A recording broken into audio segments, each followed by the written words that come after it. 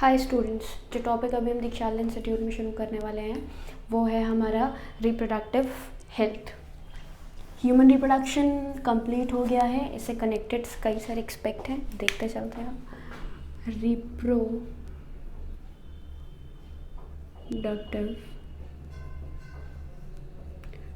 बहुत ही सिंपल सा चैप्टर है, बहुत ज़्यादा इसमें कुछ टफ पार्ट नहीं है।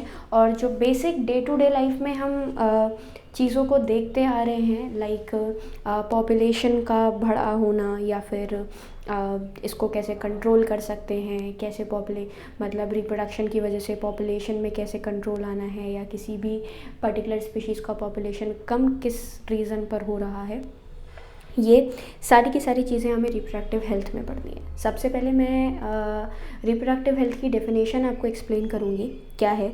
बेसिकली एक रिप्रोडक्टिव हेल्थ की बात करें एक सिंपल टर्म्स में, तो इसका मतलब होता है आपके हेल्दी रिप्रोडक्टिव ऑर्गन्स और उनकी एक हेल्दी फंक्शनिंग। लेकिन अगर हम वर्ल्ड हेल्थ ऑर्गेनाइजेशन के अकॉर्डिंग देखें, WHO के अकॉर्डिंग देखें, तो WHO के अकॉर्डिंग होता है it is a complete physical, social, reproductive organ से connected physical emotional wellbeing of a person. मतलब किसी भी पर्सन का एक इमोशनल, एक फिजिकल, एक सोशल वेलबींग या फिर रिप्रोडक्टिव ऑर्गन से कनेक्टेड जो एक बिहेवियरल एक्सपेक्ट है, वही हमारा रिप्रोडक्टिव हेल्थ कहलाता है।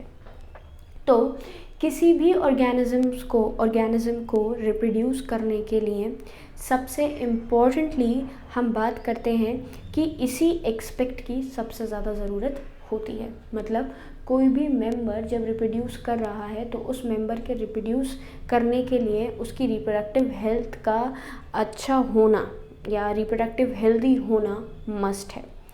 क्योंकि जब तक पर्सन रिप्रोडक्टिवली हेल्दी नहीं है, उस कंडीशन में जो पॉपुलेशन है उसमें बेसिकली रिप्रोडक्शन नहीं होगा तो पॉपुलेशन में चेंज आएगा। अब रिप्रोडक्टिव हेल्थ की कुछ प्रॉब्लम्स हैं और कुछ स्ट्रैटेजीज़ हैं। जैसे हम सबसे पहले बात करते हैं प्रॉब्लम क्या है। भाई अगर आपका रिप्रोडक्शन एक प्रॉपर तरीके से चल रहा है, एक इंडिविजुअल या फिर एक पॉपुलेशन के जितने इंडिविजुअल्स हैं, एक पूरी की पूरी पॉपुलेशन एक प्रॉपर तरीके से हेल्थ को शो करते हुए रिप्रोड्यूस कर रही है, तो वो हेल्थ को शो करने के मतलब एक नॉर्मल रिप्रोडक्शन अगर परफॉर्म किया जा रहा है तो उसमें सबसे पहला जो आपका हम क्या बोले जो प्रॉब्लम है वो क्या है, ओवर पॉपुलेशन। मतलब जैसे हम ह्यूमन की पॉपुलेशन की बात करते हैं तो क्योंकि कई सारी चीज़ें इम्प्रूव हुई हैं as compare to the previous time, पहले के ज़माने से अब जो रिप्रोडक्टिव हेल्थ है वो बहुत इम्प्रूव हो चुकी है। कई सारी ऐसी फैसिलिटीज़ हैं जो अब हमारे पास हैं, पहले नहीं थी। तो उन्हीं फैसिलिटीज़ को ध्यान में रखते हुए या उन्हीं फैसिलिटीज़ की वजह से हमारी जो रिप्रोडक्शन है वो इंक्रीज़ किया है, जिसकी वजह से पॉपुलेशन भी जो है वो ड्रास्टिकली इंक्रीज़ करती जा रही है। क्लियर। उसके बाद हम आगे बात करते हैं अर्ली मैरिजेस।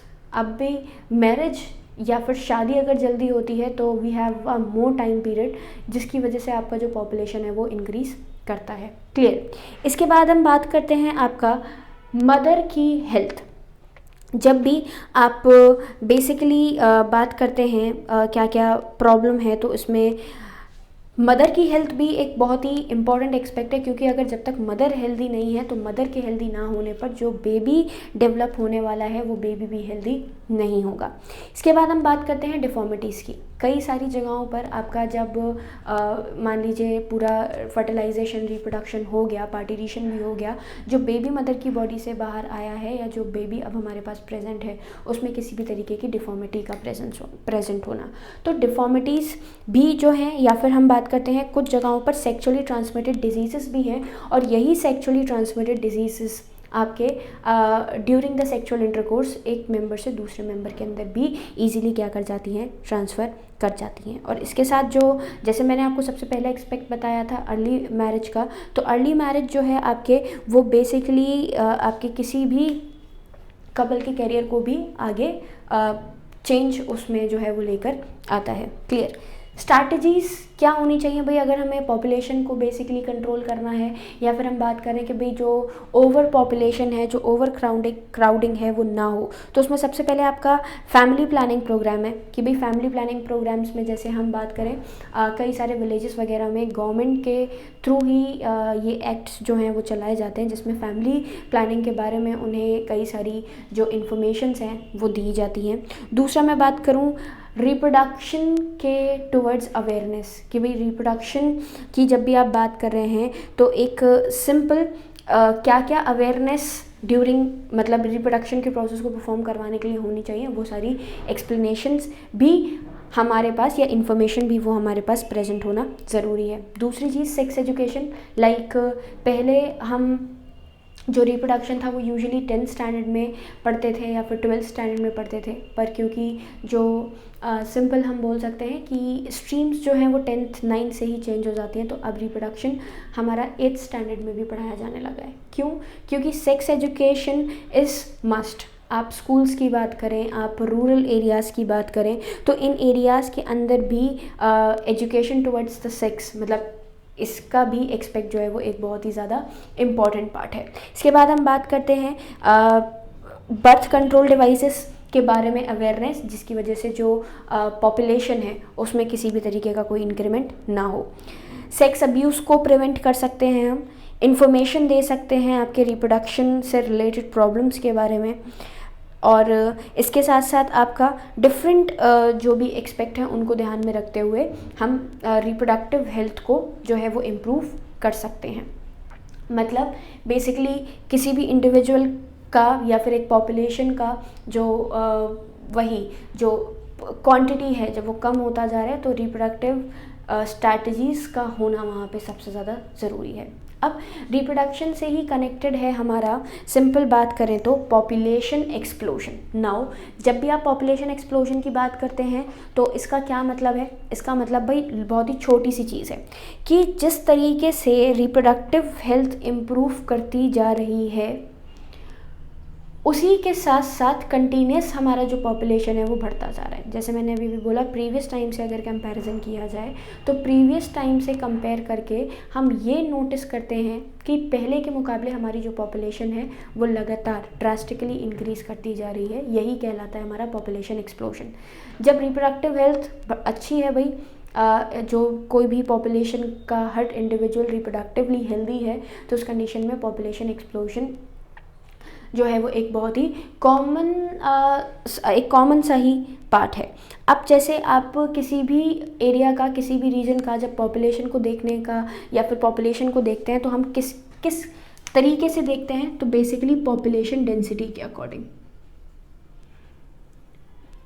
ये जो पॉपुलेशन डेंसिटी है ये कैसे निकाली जाती है? कैसे निकाली जाती है भाई? नंबर ऑफ इंडिविजुअल जितने भी हैं हमारे पास, भाई मैं एक पर्टिकुलर टाइम की बात कर रही हूँ कि एक पर्टिकुलर एरिया में, एक पर्टिकुलर जगह पे कितनी इंडिविजुअल प्रेजेंट हैं, यही कहलाती है हमारी पॉपुलेशन डेंसिटी। तो पॉपुलेशन डेंसिटी का फॉर्मूला अगर मुझे लिखना हो तो मैं कैसे लिख सकती हूँ? Number of individual over space. मतलब एक पर एरिया में कि भाई एक मान लीजिए एक 100 एकड़ की ज़मीन में कितना % प्रेजेंट है, वही क्या कहलाएगा? हमारा पॉपुलेशन डेंसिटी। तो number of individual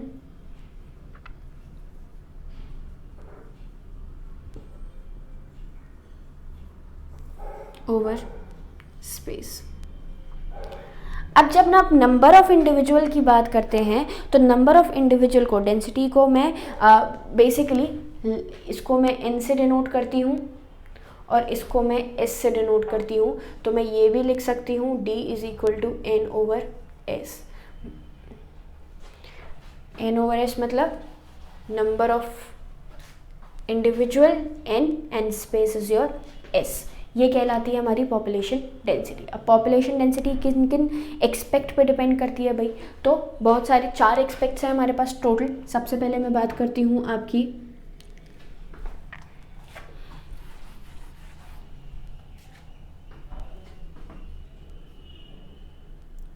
births rate, दूसरा है हमारा डेथ रेट, थर्ड है हमारा नेटिलिटी, मतलब बेसिकली बर्थ रेट और डेथ रेट को ही हम नेटिलिटी और मोर्टेलिटी भी कहते हैं।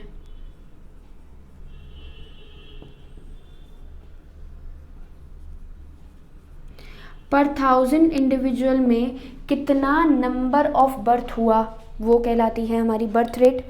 1000 लोग थे, उसमें 200 और बढ़ गए तो 1200 हो गए, तो ये हमारी क्या कहलाएगी कि 1000 इंडिविजुअल में कितना आपका बर्थ हुआ है वो कहलाता है नेटिलिटी, और कितने लोग मर गए या ख़त्म हो गए वो कहलाता है हमारा मोर्टेलिटी या फिर डेथ रेट।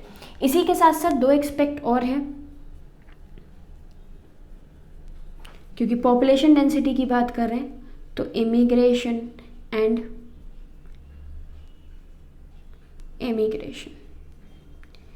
इमिग्रेशन का मतलब है किसी भी इंडिविजुअल का पॉपुलेशन में एंटर कर जाना, और एमिग्रेशन का मतलब है किसी भी इंडिविजुअल का पॉपुलेशन से बाहर चले जाना। तो ये तो सिंपल पॉपुलेशन डेंसिटी की बात हुई कि एक पर्टिकुलर एरिया में, एक पर्टिकुलर रीजन में कितने इंडिविजुअल एक पर्टिकुलर टाइम पर एट पर्टिकुलर टाइम जो है वो प्रेजेंट हैं।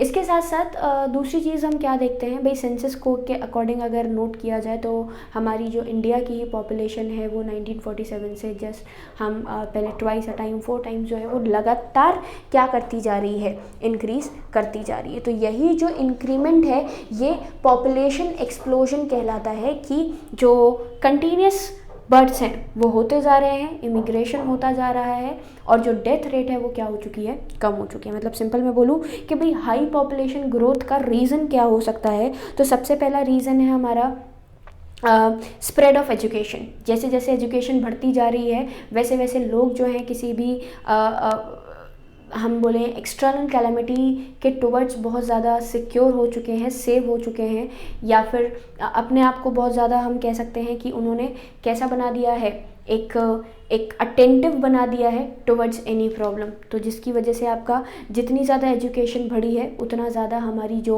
लाइफ का स्टैंडर्ड है वो रेस किया है, और लाइफ का स्टैंडर्ड रेस करने की वजह से ऑटोमेटिक पॉपुलेशन की डेंसिटी में इंक्रीमेंट होगा। भाई जितनी ज़्यादा फैसिलिटीज़ होंगी, जितनी ज़्यादा अवेलेबिलिटीज़ होंगी, उतना ज़्यादा आपके पास क्या प्रेजेंट होगा, उतना ज़्यादा आपके पास सिंपल बोले तो एक अवेयरनेस जो है वो प्रेजेंट होगी, जिसकी वजह से पॉपुलेशन का इंक्रीमेंट जो है वो होता है। नेक्स्ट अगर हम बात करें तो कंट्रोल ऑफ डिजीज़ेस, क्योंकि पहले के टाइम में हमारे पास मेडिकल साइंस जो थी वो इतनी ज़्यादा इम्प्रूव नहीं थी, तो मेडिकल साइंस इम्प्रूव ना होने की वजह से हम कोई भी डिज़ीज़ होती थी, कोई भी एंडेमिक एपिडेमिक डिजीज़ होती थी, तो जिसकी वजह से आपके कई सारे जो मेंबर्स हैं वो इजीली ख़त्म हो जाते थे, तो डेथ रेट जो थी उस टाइम पर ज़्यादा थी। लेकिन अब क्योंकि मेडिकल साइंस जो है वो बहुत इम्प्रूव की है, तो मेडिकल साइंस के इम्प्रूव करने की वजह से हमारा जो डेथ रेट है वो बिल्कुल कम हो गया है, जो कि अगेन हमारे पॉपुलेशन को इम्पेक्ट करने का काम करता है। दूसरा हम बात करें तो एडवांसमेंट इन एग्रीकल्चर, मतलब एग्रीकल्चर का एडवांसमेंट होने की वजह से भाई हमारे पास फूड की अवेलेबिलिटी ज़्यादा है, और जब फूड हमारे पास अच्छा ज़्यादा क्वांटिटी में प्रेजेंट है तो पॉपुलेशन को फीड कराने के लिए भी हम उस मतलब पॉपुलेशन को फीड, जितनी ज़्यादा पॉपुलेशन होगी उतना ज़्यादा फूड का प्रोडक्शन करके हम इजीली फीड करा देते हैं। अगर फूड का कमी होती तो उस कंडीशन में भी जो पॉपुलेशन है वो क्या रहती, हमारे कंट्रोल में रहती। नेक्स्ट अगर मैं बात करूं तो नेक्स्ट है हमारा फूड के साथ साथ फूड की स्टोरेज फैसिलिटीज़ हैं। जितना ज़्यादा फूड स्टोर करेगा हो सकता है फर्दर यूज़ के लिए, उतना फूड को स्टोर करके हम फ्यूचर में इस्तेमाल कर लेते हैं। फिर मैं बात करूँ आपका सिंपल इन्हीं सब एक्सपेक्ट के अलावा जो आपके प्रोटेक्शन है नेचुरल कैलेमिटीज से वो भी बहुत बढ़ चुके हैं। मतलब हमारे हेल्थ पर कोई इम्पैक्ट मतलब जैसे पुराने टाइम में होता था वो ख़त्म हो गया है, जिसकी वजह से बर्थ्स बहुत ज़्यादा हो चुके हैं, डेथ रेट जो है वो कम हो चुकी है, जो कि डायरेक्टली और इनडायरेक्टली हमारी पॉपुलेशन को इम्पैक्ट करने का काम करता है। क्लियर। इसके बाद मैं बात करूँ कॉन्सिक्वेंसेस क्या हैं। भाई अगर पॉपुलेशन बढ़ भी जाती है, अब क्योंकि हम ओवर पॉपुलेशन की बात कर रहे हैं, तो क्वेश्चन यहाँ पर यह है कि इफ़ पॉपुलेशन विल इंक्रीज तो कॉन्सिक्वेंस क्या है, प्रॉब्लम क्या है उस पॉपुलेशन का बढ़ने से। तो सबसे पहली तो पॉवर्टी, मतलब अगर किसी फैमिली के अंदर हम मान लें एक मदर है, एक फादर है, मतलब पेरेंट्स प्रेजेंट हैं उनके, मान लें अगर 2 बच्चे हैं, तो उनको रेस करना as compare to the 5 children को रेस करना जो है वो टिपिकल है। तो पॉवर्टी, अगर पॉपुलेशन ज़्यादा है तो फैमिली की पॉवर्टी, फिर धीरे धीरे हम बात करते हैं कंट्री के ऊपर जो है वो इम्पैक्ट करती है। इसके बाद हम बात करते हैं फूड का सप्लाई। जितना ज़्यादा पॉपुलेशन बढ़ेगा, उतना पॉपुलेशन का बढ़ने से आपका जो फूड का सप्लाई है वो हमें बढ़ाना पड़ेगा, और जितना फूड का सप्लाई हमें बढ़ाना पड़ेगा उसका मतलब ये है कि जितना ज़्यादा फूड का सप्लाई बढ़ेगा उतना आपका जो हम क्या बोले प्रोडक्शन है वो बढ़ाना पड़ेगा। लेकिन जो प्रोडक्शन है, क्योंकि हमारे पास लैंड, हमारे पास एरिया एक कांस्टेंट है, तो हम इंक्रीमेंट भी एक लिमिटेड क्वांटिटी में ही कर सकते हैं, फूड का भी उससे ज़्यादा नहीं कर सकते। तो अगर पॉपुलेशन ज़्यादा होगी तो फूड क्राइसिस जो है वो होने के चांसेस पूरे हैं। क्लियर। इसके साथ साथ हम बात करें, जितनी पॉपुलेशन बढ़ेगी उतना ज़्यादा अनएम्प्लॉयमेंट बढ़ेगा। भाई हमारे पास जो सिंपल बात करें, जो कंपनीज़ हैं, जितनी जहाँ पे लोग एम्प्लॉयमेंट लेते हैं वो एक लिमिटेड क्वांटिटी में है, और पॉपुलेशन अगर बढ़ती जाएगी तो कंपटीशन बढ़ेगा। कंपटीशन में भाई एक छोटी सी चीज़ है, जो मेंबर एलिजिबल है they will get the employment, और जो नहीं है एलिजिबल उसको एम्प्लॉयमेंट नहीं मिलेगा। तो पॉपुलेशन के बढ़ने से एम्प्लॉयमेंट पर भी बहुत ज़्यादा जो है वो फ़र्क पड़ता है। इसके साथ साथ हम बात करें, पॉपुलेशन बढ़ेगी, मैंने अभी आपको बोला कि स्पेस लिमिटेड है, तो अगर हम स्पेस लिमिटेड है, फूड को ज़्यादा क्वांटिटी में नहीं बना सकते, तो सेम रहने के लिए भी हम अवेलेबिलिटी नहीं करवा सकते। तो हाउसिंग प्रॉब्लम एक बहुत ही बड़ा एक्सपेक्ट है। इसके साथ साथ पॉल्यूशन बढ़ेगा और एजुकेशन प्रॉब्लम्स भी बढ़ेंगे, क्योंकि जितना पॉपुलेशन उतना ज़्यादा पॉवर्टी, और जितना ज़्यादा पॉवर्टी उतना ज़्यादा उससे रिलेटेड, उससे कनेक्टेड एक्सपेक्ट्स जो हैं वो हमारे पास होते हैं। क्लियर। तो ये कुछ कॉन्सिक्वेंसेज हैं आपके किसके, ओवर पॉपुलेशन के। और अगर इसको कंट्रोल करना है तो कंट्रोल करने के लिए अगेन फिर से भाई हमारे पास कुछ एक्सपेक्ट्स हैं। सबसे पहले एजुकेशन एक इम्पॉर्टेंट पार्ट है, रिप्रोडक्टिव हेल्थ से कनेक्टेड क्या इश्यूज हो सकते हैं कि भाई अगर बड़ी फैमिली है तो क्या प्रॉब्लम फेस करनी पड़ सकती है, या आपका एजुकेटेड बंदा होगा तो दे विल नो कि भाई आप जब फर्स्ट प्रेगनेंसी और सेकंड प्रेगनेंसी ऑप्ट कर रहे हैं तो उसमें there should be the presence of a gap, so that the mother health and the child health should be the first priority. मतलब हमारी सबसे पहली प्रायोरिटी मदर हेल्थ और चाइल्ड हेल्थ रहनी चाहिए। तो जब तक गैप प्रेजेंट नहीं होगा, जब तक हेल्थ नहीं बनेगी, तो एजुकेशन जो है वो बहुत इंपॉर्टेंट है। मैरिजेबल एक्ट, मतलब जो शादी का टाइम है वो बहुत जल्दी नहीं होना चाहिए, क्योंकि जितना ज़्यादा अर्ली मैरिजेस होंगे उतना ज़्यादा आपका जो सिंपल हम कह सकते हैं कि जो पॉपुलेशन, जो कपल्स हैं उसके पास जो टाइम है वो ज़्यादा होगा। तो मैरिजेस जो हैं वो अर्ली नहीं होनी चाहिए। इसके साथ हम बात कर सकते हैं आपकी फैमिली प्लानिंग की ज़रूरत बहुत ज़्यादा है, जो कि जिसमें अवेयरनेस बताते हैं कि किस तरीके से फैमिली प्लानिंग्स जो हैं वो हमारे लिए यूज़फुल हो सकती हैं to raise our family basically. अब पॉपुलेशन ग्रोथ रेट जो है वो फर्टिलिटी पर भी डिपेंड करती है। भाई जितना ज़्यादा फर्टाइल पॉपुलेशन हमारे पास होगा उतना ज़्यादा जो पॉपुलेशन है वो इंक्रीज़ करेगी। और फर्टाइल नेचर का मतलब हमारा यही 2 एस्पेक्ट्स हैं, एक तो बर्थ रेट है और दूसरा हमारा इमिग्रेशन है। प्री रिप्रोडक्शन स्टेजेस में जो पॉपुलेशन है, बिकॉज अल्टीमेटली उसको भी रिप्रोडक्टिव एज में ही आना है, तो रिप्रोडक्शन की क्वांटिटी जो है वो लगातार क्या करती जाएगी, इंक्रीज़ करती जाएगी। और क्योंकि मोर्टेलिटी अब कम हो चुकी है तो पॉपुलेशन का जो कंट्रोल में रहना था कि बर्थ के साथ साथ डेथ्स भी हो रही हैं, जो कि इसको एक कंट्रोलेबल पार्ट में रखेंगी, वो चीज़ जो है वो यहाँ से क्या हो गई है, अब पॉपुलेशन से रिमूव हो चुकी है। क्लियर। अब क्योंकि अवेयरनेस बढ़ाया है, फैमिली प्लानिंग के बारे में समझाया है, पॉपुलेशन को कंट्रोल करने के बारे में बताया है, तो यहाँ पर हमारे पास कई सारे बर्थ कंट्रोल मेथड्स भी होते हैं, लाइक फिज़िकल बैरियर कंट्रासेप्टिव्स की बात करें, सर्जिकल कंट्रासेप्टिव्स की बात करें। तो सबसे पहले मैं आप लोगों को टेम्परेरी मेथड्स की बता रही हूँ, जो कि 4 मेथड्स हैं, फिज़िकल हैं, केमिकल हैं, सर्जिकल हैं, और लास्ट हम बात करें तो नेचुरल है। सबसे पहले नेचुरल मेथड की बात करते हैं। नेचुरल मेथड का मतलब एक ऐसा मेथड ऑफ कंट्रासेप्शन जो नेचुरली ही हमें प्रोवाइड करवाया गया है। लाइक सबसे पहला हम बात करते हैं आपका लैक्टेशन पीरियड। लैक्टेशन पीरियड के अंदर, लैक्टेशन पीरियड था क्या, सबसे पहले हमने रिप्रोडक्शन में पढ़ा था, it is that period in which the mother is feeding the child, मतलब जब जिस पीरियड में मदर अपने फीटस को फीड करवा रही है, वही पीरियड आपका क्या कहलाता है, सिंपल अगर मैं एक्सप्लेन करूँ तो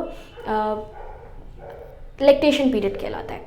ये जो लैक्टेशन पीरियड है, इस लैक्टेशन पीरियड के अंदर आपके जो मेंस्ट्रुअल साइकिल है वो रन नहीं करती है, और लैक्टेशन पीरियड में मेंस्ट्रुअल साइकिल का रन ना करने की वजह से, मतलब मैं बोल सकती हूँ एब्सेंस है अगर मेंस्ट्रुएशन की, तो मेंस्ट्रुएशन की एब्सेंस की वजह से हमारा जो बर्थ है वो कंट्रोल में, मतलब जब मेंस्ट्रुएशन नहीं होगा तो ओवम नहीं बनेगा, ओवम नहीं बनेगा तो फर्टिलाइजेशन नहीं होगा, फर्टिलाइजेशन नहीं होगा तो प्रेगनेंसी ऑप्ट नहीं होगी।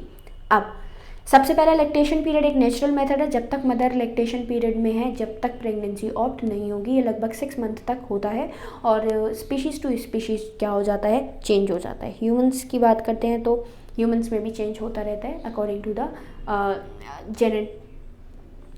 जीनोटाइप, मतलब जिस तरीके का जीनोटाइप है उसी तरीके से आपके लैक्टेशन पीरियड का भी टाइम डिसाइडेड होता है। नेक्स्ट अगर मैं बात करूं तो नेक्स्ट होता है हमारा कोइटस इंटरप्टस।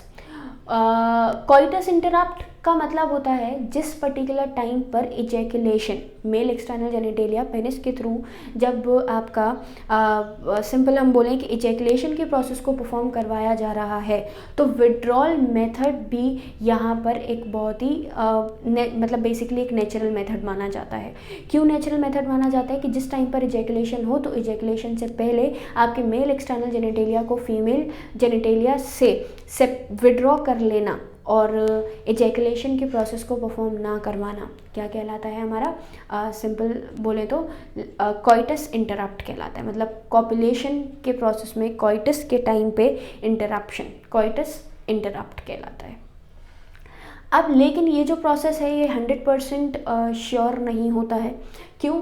क्योंकि आपके बेसिक हम बात करें बल्बोयूरेथ्रल ग्लैंड्स या फिर कॉर्पस ग्लैंड जो कि म्यूकस का सीक्रीशन देते हैं, उस म्यूकस के सीक्रीशन की वजह से कुछ स्पर्म्स हमारे बिना इरेक्शन के या फिर वही बिना इजैकुलेशन के या बिना इरेक्शन के भी वजाइना के अंदर रिलीज आउट कर दिए जाते हैं। तो ये सेफ मेथड नहीं है पर नेचुरल मेथड है। कई मतलब चांसेस ज़्यादातर है कि जो मतलब जो स्पर्म है वो पहुँचे ना तो क्या नहीं हो पाएगा, आपका फर्टिलाइजेशन भी नहीं हो पाएगा। नेक्स्ट हम बात करते हैं आपके बैरियर मेथड्स की। बैरियर मेथड जो कि स्पर्म को ओवम के कांटेक्ट में आने ही ना दे। स्पर्म वजाइना तक पहुंचता नहीं है, जब स्पर्म वजाइना तक नहीं पहुंचता है तो रिलीज भी नहीं होता। फिजिकल बैरियर्स भी कहते हैं इन्हें, और फिजिकल बैरियर्स में आपके मेल्स के थ्रू आपके जो बैरियर इस्तेमाल किया जाता है वो कॉन्डम्स हैं, और फीमेल्स की बात करें तो डायफ्राम्स है। ये बेसिकली आपका प्रोटेक्शन है जिसमें हम रबर या फिर लेटेक्स की शीट को आपके मेल या फिर फीमेल एक्सटर्नल जेनिटेलिया को कवर करने के लिए इस्तेमाल करते हैं, सो दैट द फ्यूजन मतलब basically the movement of sperm into the vagina does not takes place. Same diaphragm मैंने आपको बताया फीमेल्स में, जैसे कॉन्डम्स हम पढ़ते हैं किसके अंदर, आपके मेल्स में रबर या फिर लेटेक्स का शीट होता है जो कि आपके स्पर्म की एंट्री को ही नहीं होने देता है किसके अंदर, वजाइना के अंदर। ये तो थे आपके सिंपल फिजिकल बैरियर। इसके बाद हम बात करें सर्विकल कैप्स हैं, वर्ल्ड्स कैप्स हैं, डायफ्राम्स हैं, ये सब फीमेल के अंदर इस्तेमाल किए जाते हैं। क्लियर। इसके बाद नेक्स्ट मेथड है आपका केमिकल मेथड। केमिकल मेथड में हम आपके सिंपल स्पर्मिसाइड्स का इस्तेमाल करते हैं, और स्पर्मिसाइड्स बेसिकली स्पर्मिसाइड्स मतलब स्पर्म्स को किल कर देने वाले। तो आप केमिकल्स का इस्तेमाल करके, स्पर्मिसाइड्स का इस्तेमाल करके, और बेसिकली इसमें टेबलेट्स भी होती हैं, क्रीम्स होती हैं, जेलीज होती हैं, पेस्ट होते हैं जो कि आपके वजाइना में इंसर्ट किए जाते हैं बिफोर इंटरकोर्स, और जिसकी वजह से स्पर्म जो है वो इजीली क्या हो जाएगा, आपका किल हो जाएगा। फिर नेक्स्ट मेथड है आपके सिंपल हम बात करें तो इंट्रायूट्राइन डिवाइसेस, जिसको हम आईयूडीज भी कहते हैं। आईयूडीज इंट्रायूट्राइन डिवाइसेस हैं जिसमें मोस्ट कॉमन हम पढ़ते हैं आपका कॉपर टी। कॉपर टी को वजाइना के अंदर प्लेस किया जाता है। इससे दो फायदे हैं। पहली चीज़ तो ये इस तरीके से प्लेस किया जाता है कि ये इम्प्लांटेशन को नहीं होने देगा, मतलब इम्प्लांटेशन को रोक देगा। और दूसरा बात करते हैं तो दूसरा टर्म हम बोलते हैं कि बेसिकली जो कॉपर है वो स्पर्म की मोटिलिटी को कम कर देता है। जब स्पर्म की मोटिलिटी नहीं रहेगी तो वो मूव करते हुए, स्विम करते हुए फीमेल वजाइना तक, वजाइना से आपके फेलोपियन ट्यूब तक पहुंच भी नहीं पाएगा। नेक्स्ट हम बात करें इंट्रायूट्राइन डिवाइसेस के बाद आपके फिफ्थ पार्ट है ओरल कॉन्ट्रासेप्टिव। ये फीमेल्स के थ्रू लिया जाता है, जिसमें आपके प्रोजेस्टेरॉन के लेवल्स जो हैं वो हाई होते हैं, जिसमें आपका प्रोजेस्टेरॉन का लेवल हाई रहेगा। तो बेसिकली वही एक गैप होता है प्रॉपर, जिसमें आपका ओव्यूलेशन नहीं होता है। भाई प्रोजेस्टेरॉन का लेवल हाई है तो ओव्यूलेशन नहीं होगा, और ओव्यूलेशन नहीं होगा तो ओव्यूल बाहर नहीं आएगा, और जब ओव्यूल बाहर नहीं आएगा तो उस कंडीशन में फर्टिलाइजेशन का प्रोसेस भी जो है वो परफॉर्म नहीं होता। क्लियर।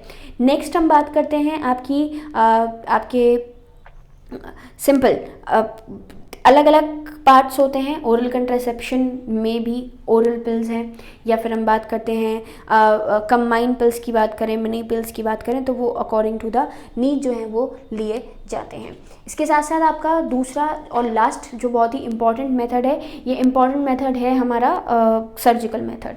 सर्जिकल मेथड मेल्स और फीमेल्स दोनों में फ्रीक्वेंटली परफॉर्म करवाया जाता है।